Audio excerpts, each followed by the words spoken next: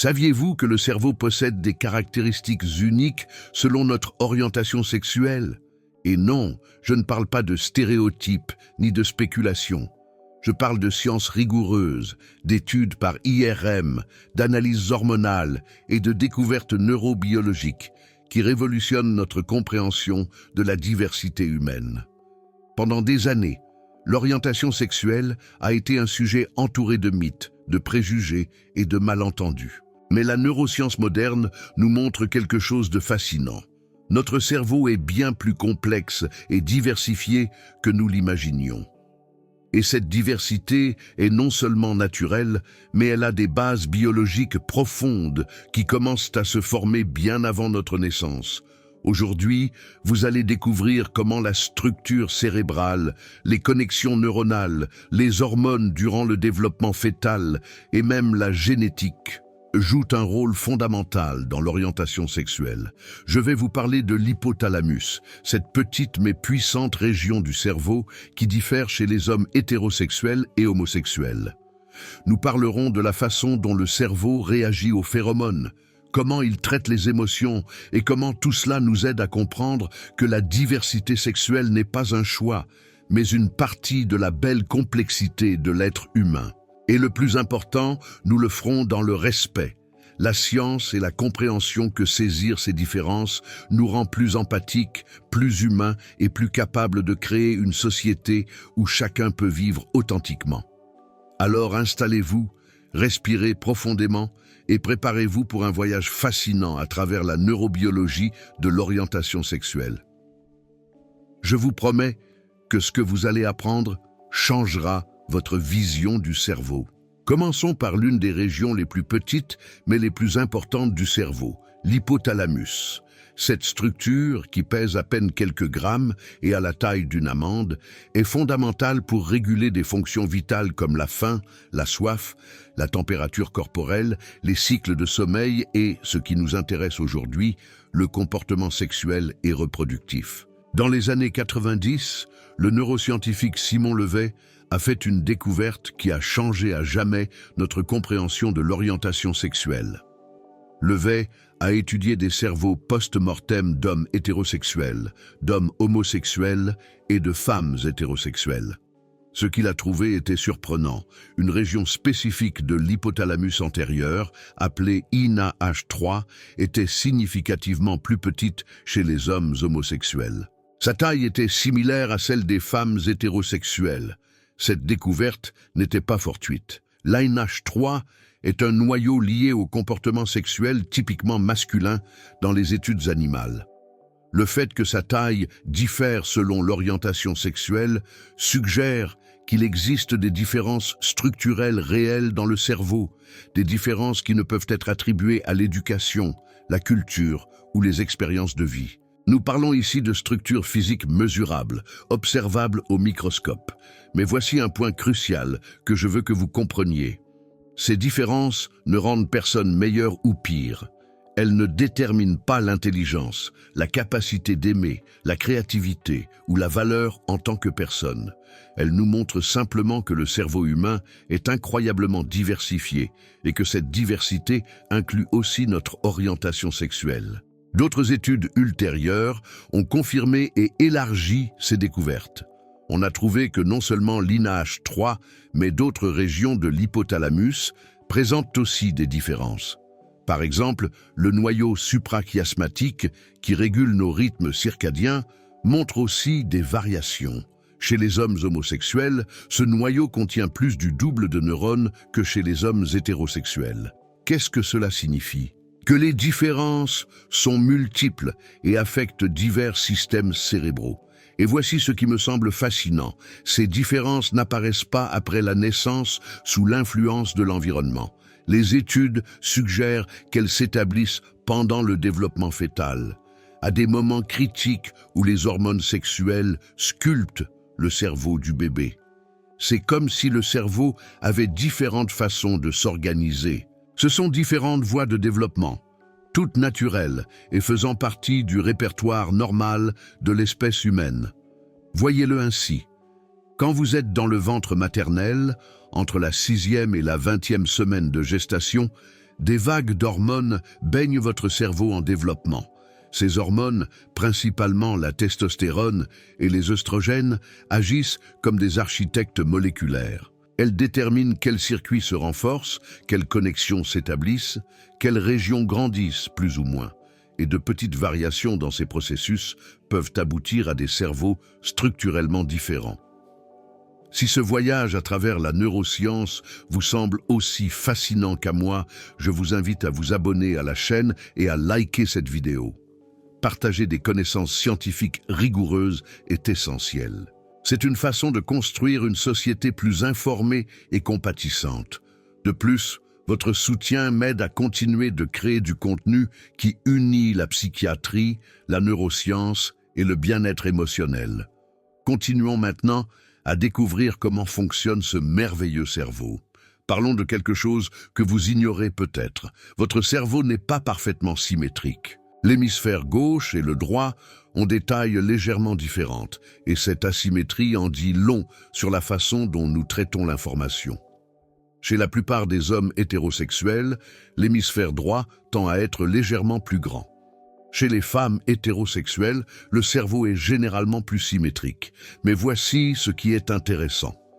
Des études menées par des chercheurs suédois de l'Institut Karolinska ont révélé que chez les hommes homosexuels, le cerveau montre un schéma de symétrie plus proche de celui des femmes hétérosexuelles. Et chez les femmes lesbiennes, l'hémisphère droit tend à être plus grand, similaire au schéma des hommes hétérosexuels.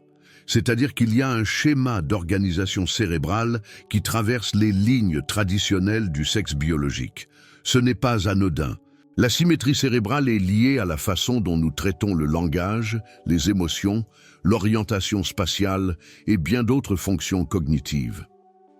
Le fait que ces schémas distincts existent nous indique que le cerveau des personnes ayant des orientations sexuelles différentes peut être organisé de manière fondamentalement différente. Mais il y a plus. Les chercheurs ont aussi examiné les connexions entre différentes régions cérébrales. En utilisant des techniques de neuroimagerie avancées, ils ont découvert que le schéma de connectivité, c'est-à-dire comment les différentes zones du cerveau communiquent entre elles, varie aussi selon l'orientation sexuelle. Chez les hommes hétérosexuels, il y a une plus grande connectivité dans l'hémisphère droit, particulièrement dans les régions liées à la perception spatiale et au traitement visuel. Chez les hommes homosexuels, la connectivité est plus bilatérale et équilibrée, avec des connexions plus fortes entre les deux hémisphères, similaires à ce qu'on observe chez les femmes hétérosexuelles. Chez les femmes lesbiennes, le schéma est inversé, une connectivité plus localisée, similaire aux hommes hétérosexuels. Et que signifie tout cela en termes pratiques? Cela signifie qu'il n'y a pas seulement des différences structurelles dans des régions spécifiques comme l'hypothalamus, mais que tout le cerveau est organisé différemment. C'est comme s'il y avait différents plans architecturaux pour construire un cerveau humain. Et tous sont valables, tous sont fonctionnels, tous produisent des personnes capables de penser, de ressentir, d'aimer et de contribuer au monde. Je veux aussi que vous compreniez une chose importante. Ces différences sont statistiques, c'est-à-dire que nous parlons de tendances dans de grands groupes de personnes, pas de règles absolues. Vous ne pouvez pas regarder le cerveau d'une personne et dire avec une certitude absolue quelle est son orientation sexuelle. Il y a beaucoup de variabilité individuelle, et c'est précisément ce qui fait la richesse de la diversité humaine. Voyageons maintenant dans le passé, jusqu'au moment où vous étiez dans le ventre de votre mère. Car c'est là, durant ces mois cruciaux de développement, que beaucoup des caractéristiques de votre cerveau ont commencé à s'établir. Pendant le développement fœtal, spécialement entre la 8e et la 24e semaine de gestation, le cerveau du bébé est exposé à différents niveaux d'hormones sexuelles. La testostérone produite par les testicules chez les fœtus masculins joue un rôle fondamental dans la masculinisation du cerveau. Mais voici ce qui est fascinant. La quantité et le moment précis de cette exposition hormonale peuvent varier significativement d'un fœtus à l'autre. Imaginez que le cerveau est comme de l'argile malléable durant cette période. Les hormones agissent comme les mains du sculpteur, façonnant les circuits. Elles déterminent quelles régions grandiront le plus. Si un fœtus masculin est exposé à des niveaux plus bas de testostérone durant des fenêtres critiques du développement, ou si son cerveau est moins sensible à cette hormone, le résultat peut être un cerveau qui se développe avec des caractéristiques plus typiques du schéma féminin, incluant l'orientation vers des personnes du même sexe. Et ce n'est pas de la spéculation. Il existe des preuves indirectes très convaincantes. Par exemple, des études ont analysé la longueur relative des doigts, spécifiquement le rapport entre l'index et l'annulaire. Ce rapport, connu sous le nom de ratio 2D-4D, est influencé par l'exposition à la testostérone prénatale. En général, une plus grande exposition à la testostérone prénatale résulte en un annulaire plus long par rapport à l'index. Les chercheurs ont trouvé que les femmes lesbiennes tendent à avoir un ratio 2D-4D, plus masculinise, c'est-à-dire similaire à celui des hommes hétérosexuels. Cela suggère qu'elles ont été exposées à des niveaux plus élevés de testostérone prénatale. C'est comme une empreinte digitale hormonale gravée dans le corps qui nous donne des indices sur ce qui s'est passé dans l'utérus il y a des décennies. Il y a aussi des études fascinantes sur les frères aînés. On a découvert que chaque frère aîné augmente la probabilité qu'un garçon soit homosexuel d'environ 33%. C'est ce qu'on appelle l'effet de l'ordre de naissance fraternel. Pourquoi cela arrive-t-il? La théorie la plus acceptée est qu'avec chaque grossesse d'un fœtus masculin, le système immunitaire de la mère développe des anticorps contre des protéines masculines spécifiques. Ces anticorps peuvent traverser le placenta lors des grossesses ultérieures et affecter la masculinisation du cerveau fœtal. C'est-à-dire que le corps de la mère, sans le savoir, modifie le développement cérébral du fœtus via une réponse immunitaire. Cela n'a rien à voir avec l'éducation ou les expériences ultérieures. C'est de la biologie pure, se produisant dans le silence de l'utérus, modelant des cerveaux avant la première respiration. Maintenant, pensez à ceci. Avez-vous déjà ressenti une attirance pour quelqu'un sans savoir exactement pourquoi? Comme s'il y avait une chimie invisible. Eh bien, cette chimie n'est pas seulement métaphorique, elle est littérale et liée à la façon dont votre cerveau répond à des signaux chimiques que vous ne percevez même pas consciemment. Les phéromones sont des molécules chimiques que nous libérons et qui influencent le comportement d'autrui. Bien que leur rôle chez les humains ait été débattu, des études récentes montrent que notre cerveau y répond définitivement, surtout l'hypothalamus.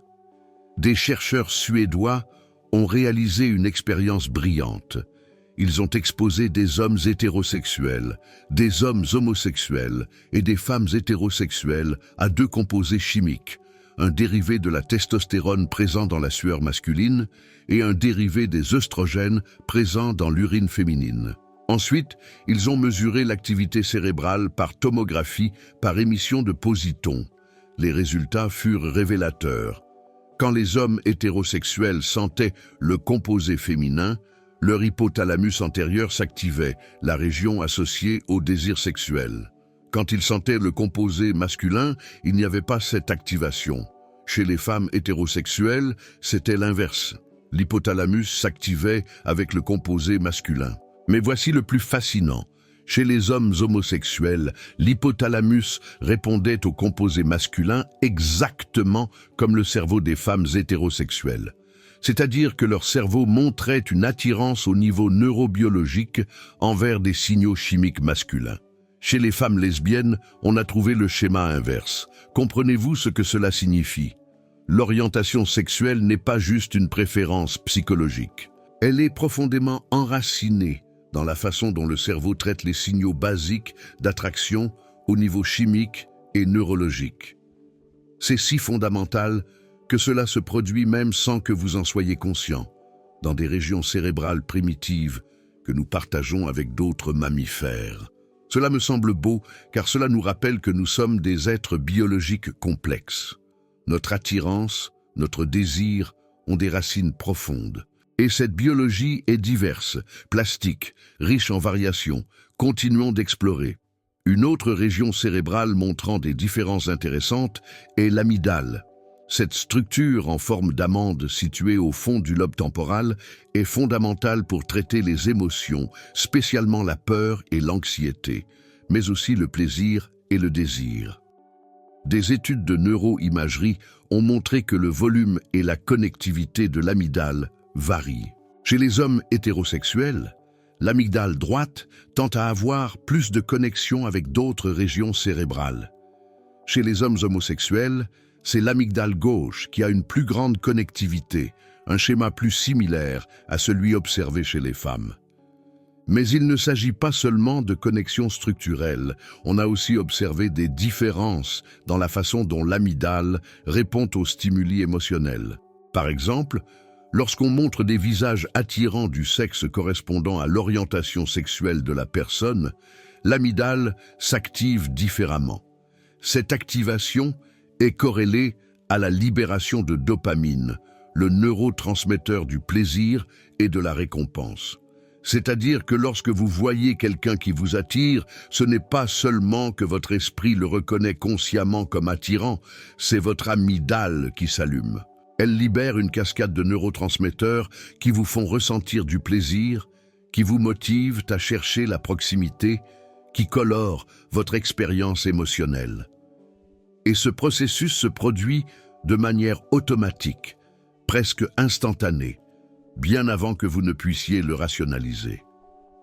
On a aussi étudié comment les personnes de différentes orientations sexuelles traitent le stress et les émotions négatives. Certaines études suggèrent qu'il peut y avoir des différences subtiles dans la réactivité émotionnelle, bien que nous devions être prudents ici, car des facteurs sociaux comme la discrimination et le stress minoritaire jouent aussi un rôle important. Il est difficile de séparer ce qui est purement neurobiologique de ce qui résulte du fait de vivre dans des sociétés qui ne sont pas toujours accueillantes envers la diversité. Ce que nous savons, c'est que l'amygdale, cette petite structure si importante pour notre vie émotionnelle, montre des différences selon l'orientation sexuelle. Et cela ajoute une autre pièce au puzzle. Nous ne parlons pas seulement de différences dans des régions liées au sexe et à la reproduction, mais aussi dans la façon dont nous traitons les émotions et dont nous nous connectons affectivement aux autres. Parlons maintenant de génétique. Pendant des décennies, les scientifiques se sont demandé s'il existait une composante génétique à l'orientation sexuelle. Et la réponse, basée sur des études de jumeaux et des analyses génétiques récentes, est un oui retentissant, bien qu'avec des nuances importantes. Les études sur les jumeaux identiques qui partagent 100% de leur ADN montrent que si l'un des jumeaux est homosexuel, il y a entre 30 et 50% de probabilité que l'autre le soit aussi. C'est significativement plus élevé que chez les frères non jumeaux ou dans la population générale. Si l'orientation sexuelle était purement environnementale ou un choix conscient, nous nous attendrions à des chiffres bien plus bas. Mais si elle était purement génétique, nous nous attendrions à 100% de concordance chez les jumeaux identiques. Le fait que la concordance soit modérée nous dit quelque chose de crucial. La génétique compte, mais pas seule. L'orientation sexuelle a une composante génétique significative, mais n'est pas déterminée par un seul gène. Il n'existe pas de gène gay. Au lieu de cela, cela implique probablement l'interaction complexe de multiples gènes, chacun contribuant avec un petit effet. En 2019 a été publiée la plus grande étude génétique à ce jour sur l'orientation sexuelle, analysant l'ADN de près d'1 demi-million de personnes. Les chercheurs ont identifié 5 variantes génétiques associées au comportement homosexuel, bien que ces variantes ensemble expliquent moins de 1% de la variation. Cela confirme que la génétique compte, mais qu'elle est extrêmement complexe et polygénique. De plus, certains de ces gènes sont liés à la régulation hormonale, au développement du système nerveux et à la perception olfactive. C'est-à-dire des gènes qui codent pour des aspects fondamentaux de la façon dont le cerveau se développe et fonctionne. Cela se connecte parfaitement avec tout ce que nous avons discuté sur les hormones prénatales et le développement cérébral.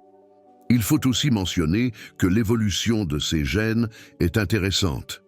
Si l'homosexualité réduit la reproduction directe, pourquoi ces gènes se sont-ils maintenus dans la population humaine? Il y a plusieurs théories.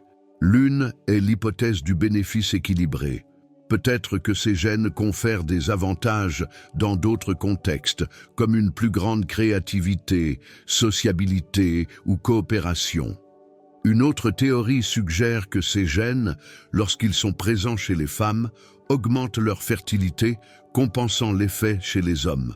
Ce qui est clair, c'est que l'orientation sexuelle n'est pas une anomalie génétique. Ce n'est pas une erreur de la nature. C'est une variation naturelle, maintenue dans la population humaine à travers les millénaires, probablement parce qu'elle apporte quelque chose de précieux à l'espèce dans son ensemble.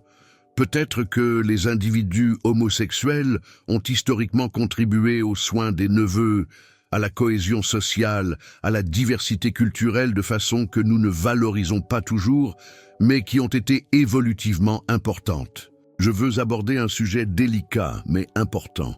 Si le cerveau est plastique et capable de changer tout au long de la vie, cela signifie-t-il que l'orientation sexuelle peut être changée? Cette question a été source de beaucoup de souffrance, car pendant des décennies, on a tenté des thérapies de conversion pour changer l'orientation sexuelle des personnes homosexuelles. La réponse scientifique est claire et catégorique. Non. L'orientation sexuelle ne peut pas être changée volontairement ni par thérapie, et il y a des raisons neurobiologiques profondes à cela. La neuroplasticité, cette capacité merveilleuse du cerveau à se réorganiser, est réelle et opère toute la vie, mais elle a des limites.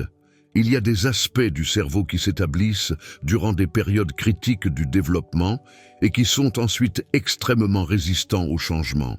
L'orientation sexuelle semble être l'un de ces aspects. Rappelez-vous que les différences structurelles dans l'hypothalamus, la symétrie cérébrale et les schémas de connectivité s'établissent durant le développement fœtal et se consolident possiblement durant la petite enfance. Quand une personne est consciente de son orientation sexuelle, ces schémas cérébraux sont déjà profondément enracinés. Essayer de changer l'orientation sexuelle par des thérapies psychologiques est comme essayer de changer si vous êtes droitier ou gaucher par un entraînement intensif.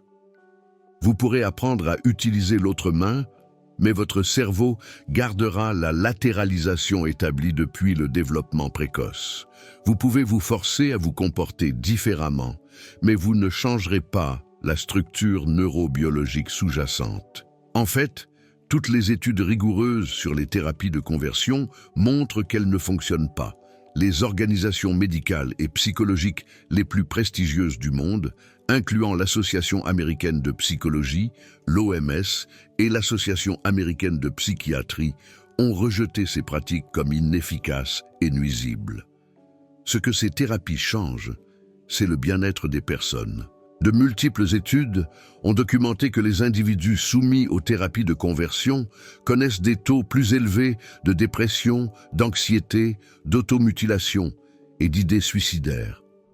Car quand vous essayez de changer quelque chose d'aussi fondamental de votre identité, enraciné dans la structure de votre cerveau, vous entrez en conflit profond avec vous-même. Cela ne signifie pas que le cerveau soit rigide.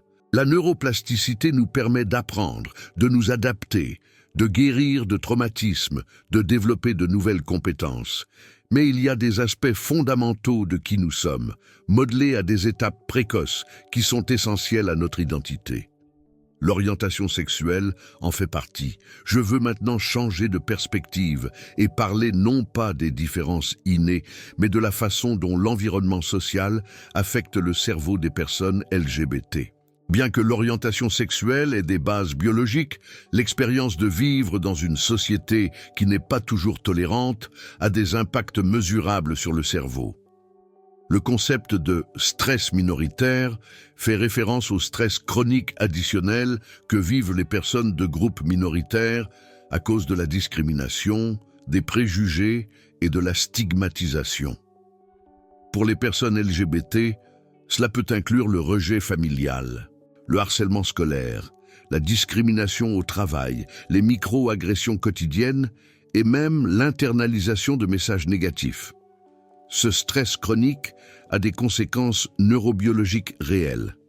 Les études montrent que le stress prolongé affecte l'amygdale, la rendant hyperactive, ce qui résulte en une plus grande réactivité émotionnelle et anxiété. Il affecte aussi l'hippocampe, région cruciale pour la mémoire et l'apprentissage. Cela peut réduire son volume et altérer le cortex préfrontal, affaiblissant notre capacité à réguler les émotions. De plus, le stress chronique élève les niveaux de cortisol. Le cortisol élevé de manière soutenue affecte le système immunitaire, le métabolisme et l'humeur. Cela peut contribuer à la dépression, l'anxiété et des problèmes physiques. C'est comme si le corps était constamment en mode urgence, épuisant ses ressources. Les statistiques sont claires, les personnes LGBT ont des taux plus élevés de dépression, d'anxiété et d'idées suicidaires comparés à la population générale. Mais ce n'est pas parce qu'il y a quelque chose d'intrinsèquement pathologique à être LGBT, c'est parce que l'environnement social génère un stress toxique qui endommage littéralement le cerveau. Et voici un point important. Ces effets ne sont pas inévitables. Des études montrent que lorsque les personnes LGBT grandissent dans des environnements tolérants avec des familles qui les soutiennent, leur taux de problèmes de santé mentale ne diffère pas significativement de ceux des hétérosexuels.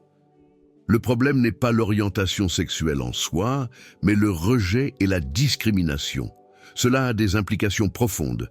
Cela signifie que lorsqu'une société devient plus inclusive, lorsque les familles apprennent à accepter leurs enfants tels qu'ils sont, lorsque les écoles créent des environnements sûrs, nous ne parlons pas seulement de valeurs abstraites, nous parlons de protéger la santé cérébrale et émotionnelle de millions de personnes. Parlons maintenant de quelque chose parfois négligé, la diversité au sein de la propre communauté LGBT. Quand nous parlons de cerveau gay, nous ne parlons pas d'un type unique de cerveau, mais d'un spectre de variations. L'orientation sexuelle n'est pas binaire. Entre l'hétérosexualité exclusive et l'homosexualité exclusive existe un continuum. Certaines personnes sont bisexuelles, éprouvant de l'attirance vers plus d'un genre. D'autres sont pansexuelles.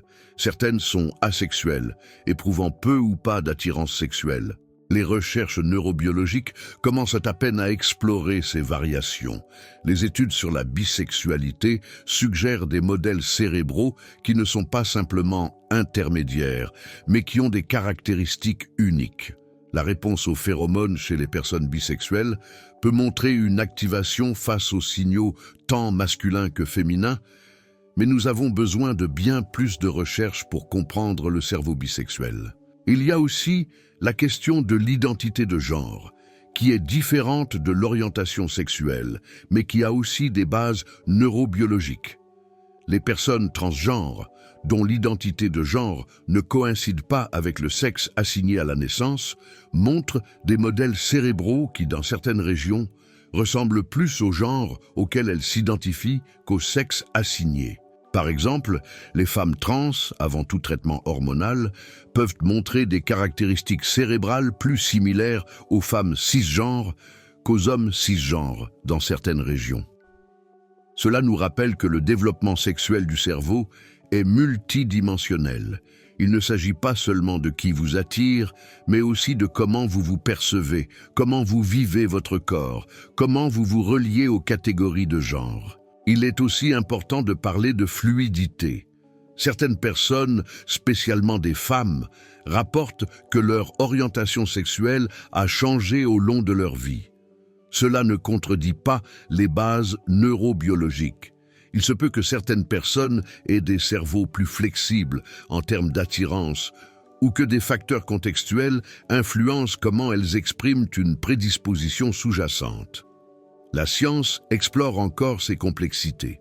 Ce qui est clair, c'est que la diversité humaine est immense et que réduire tout à des catégories simples ne capture pas la richesse de l'expérience humaine. Le cerveau est un organe extrêmement complexe, modelé par les gènes, les hormones, les expériences et les contextes sociaux, et chaque cerveau est unique.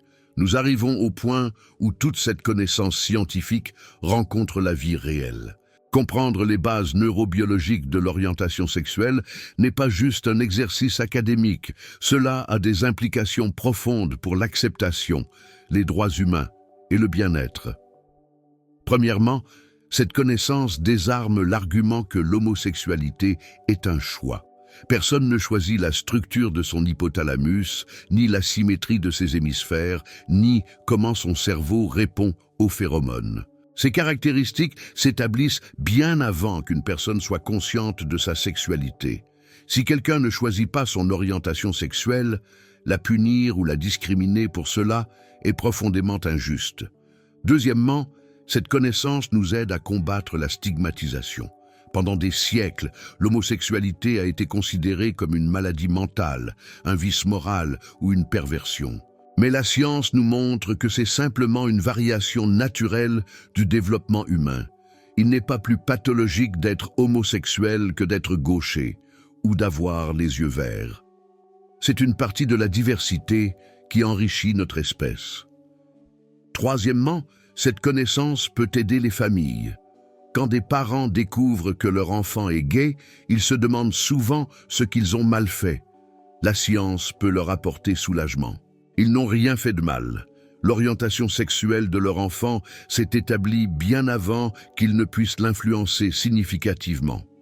Leur tâche n'est pas d'essayer de la changer, mais de l'accepter et de soutenir leur enfant pour qu'ils vivent authentiquement. Quatrièmement, cette connaissance doit informer les politiques publiques. Les thérapies de conversion devraient être interdites car elles sont une pseudo-science nuisible. Les lois anti-discrimination sont nécessaires car elles protègent les personnes pour des caractéristiques qu'elles ne peuvent changer. L'éducation sexuelle inclusive est importante car elle aide les jeunes à se comprendre. Mais je veux aussi faire une mise en garde. Bien que la science montre que l'orientation sexuelle a des bases biologiques, cela ne signifie pas que nous devons réduire les personnes à leur biologie. Les personnes LGBT ne sont pas juste des cerveaux différents. Ce sont des êtres humains complets, avec des rêves, des talents, des émotions. La science nous donne des outils pour comprendre, mais ne doit pas devenir la seule raison pour laquelle nous respectons la diversité. Le respect et la dignité ne devraient pas dépendre d'une justification biologique. Même sans différence cérébrale, les gens auraient le droit de vivre authentiquement. La biologie nous aide à comprendre, mais les droits humains se basent sur la valeur intrinsèque de chaque personne.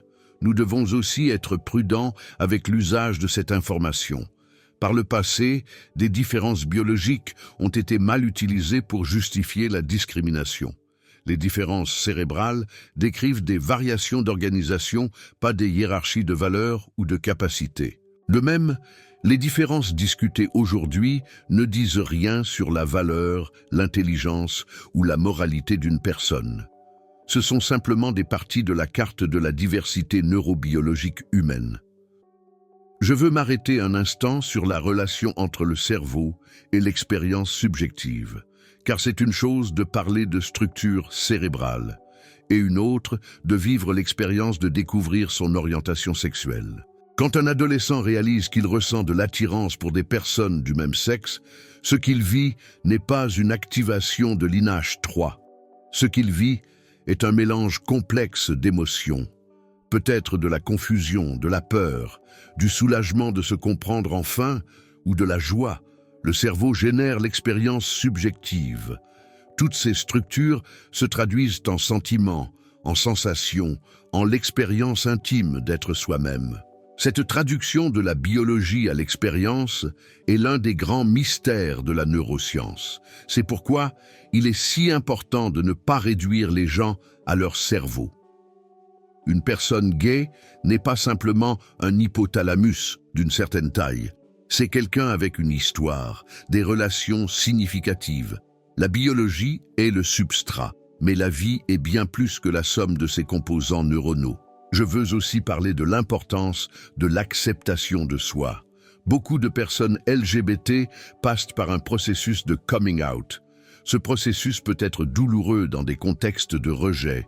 Du point de vue neurobiologique, la dissonance entre ce que vous ressentez intérieurement et comment vous devez vous présenter extérieurement génère un stress énorme. C'est comme avoir deux programmes qui tournent simultanément dans le cerveau. L'un répond authentiquement à vos désirs, l'autre tente de se conformer aux attentes externes. Cette dissonance consomme des ressources mentales, génère de l'anxiété et peut mener à la dépression. Quand une personne s'accepte enfin et peut vivre authentiquement, il y a un soulagement neurobiologique réel. Le cerveau n'a plus à maintenir cette dissonance épuisante. Les niveaux de stress baissent, l'amygdale se calme. Malgré tout ce que nous avons appris, il reste beaucoup de questions sans réponse sur la neurobiologie de l'orientation sexuelle. La science est un processus continu. Une question importante concerne l'interaction entre de multiples facteurs. Nous savons que les gènes, les hormones prénatales, la structure cérébrale et l'environnement interagissent, mais les détails précis nous échappent encore. Comment exactement certaines variantes génétiques influencent-elles la sensibilité aux hormones fœtales? Quel rôle jouent les facteurs épigénétiques? Nous avons aussi besoin de plus de recherches sur la diversité au sein de la communauté LGBT. La plupart des études se sont concentrées sur les hommes homosexuels blancs, laissant beaucoup de lacunes sur les femmes lesbiennes, les bisexuels, les personnes de couleur et les personnes transgenres. Un autre champ fascinant est celui des différences individuelles. Au sein de n'importe quel groupe, hétérosexuel ou homosexuel, il y a une énorme variabilité. Certaines personnes ont des attirances très exclusives, d'autres plus fluides. Qu'est-ce qui explique ces différences? Il y a aussi la question de la culture. Bien que les bases neurobiologiques soient universelles, la façon dont les gens expriment leur sexualité varie entre les cultures. Et une question philosophique profonde. Jusqu'où devons-nous chercher des explications biologiques? Certains critiques arguent que cette approche pathologise l'homosexualité. D'autres disent que comprendre les bases biologiques aide à combattre le préjugé. Je crois que les deux perspectives ont de la valeur. La science doit continuer à enquêter avec rigueur et respect en se rappelant toujours qu'elle étudie des personnes réelles. Il y a une question que beaucoup se posent. Si l'homosexualité réduit la reproduction directe, pourquoi a-t-elle persisté à travers l'évolution humaine? Cette question nous mène à des réflexions profondes sur la valeur de la diversité. D'abord, l'évolution n'a pas de but conscient. Il y a la sélection naturelle. Les traits qui contribuent à la survie des gènes tendent à se maintenir, mais la relation gène-reproduction est complexe. Une théorie importante est celle de la sélection de parentèle. Les gènes que vous portez ne se transmettent pas seulement par vos propres enfants, mais aussi par vos neveux et cousins qui partagent une partie de votre ADN. Si un individu homosexuel contribue au bien-être de ses neveux en aidant à les élever, il aide indirectement ses propres gènes à se propager. Il y a des preuves anthropologiques de cela. Dans de nombreuses cultures, les oncles et tantes sans enfants ont joué des rôles importants comme gardiens du savoir culturel. Ce phénomène, appelé l'hypothèse de l'oncle gay, suggère que l'homosexualité a pu avoir une valeur adaptative au niveau du groupe. Une autre théorie est le bénéfice équilibré. Certains gènes associés à l'homosexualité chez les hommes sont corrélés à une plus grande fécondité chez les femmes de la même famille. Il y a aussi la théorie de l'antagonisme sexuel. Certains traits peuvent être avantageux pour un sexe et désavantageux pour l'autre, mais se maintenir car le bénéfice surpasse le coût. Mais au-delà de ces explications, réfléchissons plus largement. La diversité en elle-même est précieuse. En écologie, nous savons que les écosystèmes les plus diversifiés sont les plus résilients. Le même principe peut s'appliquer aux sociétés humaines. Une société avec une diversité d'orientation sexuelle est probablement plus riche et créative. Historiquement, les personnes LGBT ont fait des contributions immenses à l'art, la science, la politique. Peut-être que la question ne devrait pas être pourquoi l'homosexualité existe, mais plutôt quel monde perdrions-nous si elle n'existait pas? Nous perdrions les contributions de Léonard de Vinci, Alan Turing, Virginia Woolf, Freddie Mercury, ou des millions d'autres dont les vies ont enrichi notre civilisation. En tant que vulgarisatrice, je crois au pouvoir de la connaissance scientifique pour transformer les attitudes. C'est pourquoi je veux parler de la façon dont cette information doit atteindre plus de gens. À l'école, l'éducation sur la diversité sexuelle se limite souvent aux aspects sociaux. Nous devrions inclure la dimension scientifique. Enseigner aux adolescents que l'orientation sexuelle a des bases neurobiologiques peut les aider à se comprendre. Imaginez un jeune qui découvre qu'il est gay et se sent confus. S'il apprend que son attirance a des racines dans le développement de son cerveau, que ce n'est pas quelque chose qu'il a causé, cela peut soulager son angoisse. Cela lui donne un cadre scientifique neutre pour se comprendre. De même, pour les camarades de classe qui pourraient avoir des préjugés, s'ils apprennent que l'homosexualité n'est pas un choix, mais une variation neurobiologique, il est plus difficile de maintenir des attitudes de rejet. Il est plus facile de développer de l'empathie quand on comprend qu'on parle de différences cérébrales réelles. Pour les parents d'enfants LGBT, cette connaissance peut être transformatrice et leur donner des outils pour soutenir leurs enfants. Dans les contextes religieux, la science peut offrir un pont. Je ne dis pas que la science doit dicter les croyances, mais elle peut les informer. Beaucoup de croyants ont trouvé des moyens de réconcilier leur foi avec l'acceptation en comprenant mieux la biologie.